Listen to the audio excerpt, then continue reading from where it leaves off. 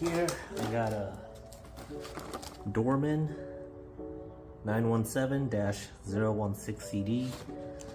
I got that because as I was taking this off, it cracked this piece, and you can see, so I can't use this anymore. When I bought this, it's a full metal aluminum, but this guy's too short compared to this. This is just a pull off.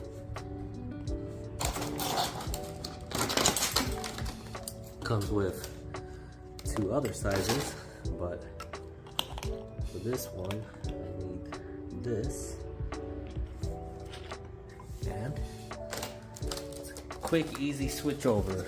So I recommend, if you guys are going from plastic to the aluminum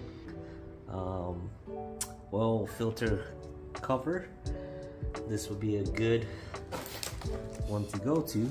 I got it for about $26 at AutoZone.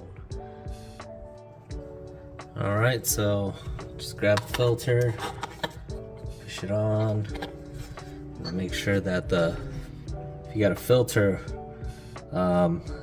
oil cover socket, test that it fits, so it's good, and we'll just put it back in.